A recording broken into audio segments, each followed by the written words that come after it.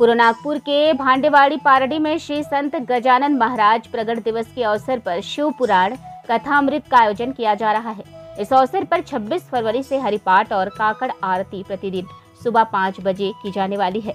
विजय ग्रंथ का पाठ, साथ ही साथ श्री गजानन महाराज इनकी भव्य दीप आरती, जिसमें 2100 से अधिक दीपों द्वारा महाआरती का आयोजन रखा गया था तथा रविवार 3 मार्च को प्रातः 9 बजे से श्री गजानन महाराज की भव्य पालकी की समारोह का आयोजन किया जाने वाला है।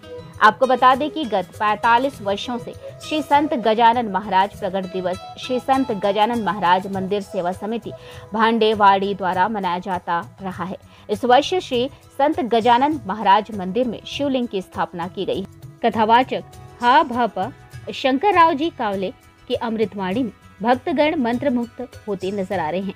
श्री संत गजानन महाराज मंदिर सेवा समिति भांडेवाड़ी ने इस भव्य पालकी समारोह और भव्य महाप्रसाद का लाभ लें, ऐसी विनती की है। बोलो श्री संत गजानन महाराज की जय। हर हर महादेव। आज भांडेवाडी परिसरात येत्या म्हणजे याच्यापूर्वी 45 वर्षापासून सतत भागवत चालू आहे श्री संत गजानन महाराज मंदिरमध्ये आणि 45 वर्षापासून सतत गजानन महाराजांचा हा सोहळा प्रगट दिन सोहळा साजरा केला जातो।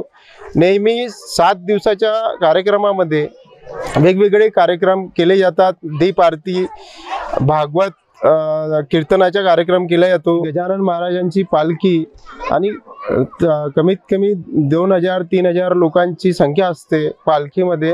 त्यानंतर गोपाल कलाचे कीर्तन होते आणि सगळा समारोह 7 दिवसाचा हा श्री संत गजानन महाराजांच्या कृपेने साजरा होतो। हे या गोष्टीला पूर्ण 45 वर्ष आतापर्यंत झालेले आहेत। यानंतरही चालू राहील। सांगायचे झालं तर नेहमी तर प्रत्येक वर्षी गजानन महाराज प्रगट दिवस होतोच, पण आम्हाला असं आमचे अध्यक्ष साहेब राजूभाऊ राऊत आणि आमचे केवलभाऊ गुमगावकर यांना असं वाटलं की आपल्या भागामधल्या ज्याही महिला आहे इथून लांब 2 किलोमीटर अंतरावर शिवलिंगचे दर्शन करायला जातात, यांना असं सुचवलं की आपल्या मंदिरामध्ये शिवलिंग आपण स्थापना करायला पाहिजे। सगळ्यांच्या सहकार्यानं यावर्षी ते सुद्धा इथे स्थापित करण्यात आलं आहे आणि प्रत्येक वर्षी मागच्या वर्षीपेक्षा या वर्षी सुद्धा खूप लांबून इथे या भागवत कथेला ऐकण्याकरिता प्रचंड गर्दी अशी होते आहे आणि बसायला सुद्धा जागा नाही आहे। कारण प्रत्येक लोकांना माहीत होत आहे की जिथे गजानन महाराज आहे तिथे साक्षात गंगा सुद्धा आहे आणि ते प्रत्येकांना दर्शन सुद्धा देते आहे। अशाचमुळे इथे गर्दी सुद्धा वाढते आहे। महाप्रसाद पण यावर्षी वाढवण्यात आलेला आहे। जवळपास 10,000 लोकांचा होत असेल, पण यावर्षी सुद्धा 15,000 लोकांचा होईल असेच आम्हाला सांगायचे आहे आणि सगळ्यांना श्री संत गजानन महाराज सेवा समिती तर्फे शुभेच्छा देतोय। जय गजानन, जय गजानन। श्रद्धाळू म्हणजेच भक्तांच्या मते शिव महापुराण जी आपल्या हिंदू संस्कृतीमध्ये देवी देवतांची वेगवेगळी अनेक नावे आहेत, पण त्यामध्ये शिवजी हे मुख्य भगवान आहेत, मुख्य देव आहेत आणि म्हणून या शिवजीकडे जाण्याचा कल आज लोकांचा वाढलेला आहे।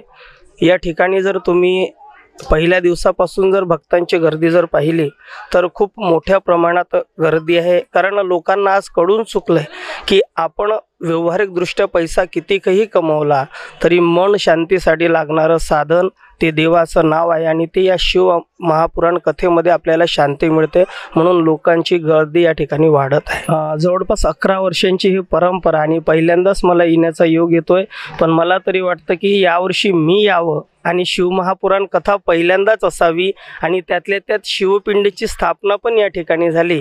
हे खूप माझ्यासाठी अविस्मरणीय, कारण जेव्हा जेव्हा या शिवपिंडीच्या स्थापनेची गोष्ट काढण्यात येईल तेव्हा तेव्हा माझंही नाव या ठिकाणी येईल आणि भक्तांनी खूप गोड प्रतिसाद दिलाय। रात्री 11 पर्यंत पूर्ण मंडप फुल असतोय आणि भक्त जशाच्या तशा अवस्थेत असतात। खूप छान अनुभव आला। सनातन धर्माचं महत्त्व लोकांना कळायला पाहिजे, याच्यासाठी मीडियाने खूप मोठं काम केलेलं आहे।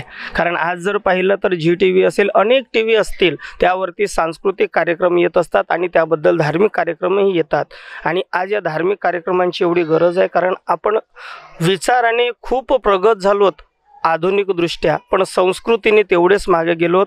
संस्कारहीन पिढी या सोशल मीडियाच्या माध्यमातून आपल्याकडे जास्त वाढत चालली आणि म्हणून सनातन धर्म आज या सोशल मीडियाच्या माध्यमातून सांगू इच्छितो की सनातन धर्माचे विचार जर घराघरात पोहोचले तर पुनश्च एकदा ही धार्मिक संस्कृती जपल्याशिवाय राहणार नाही.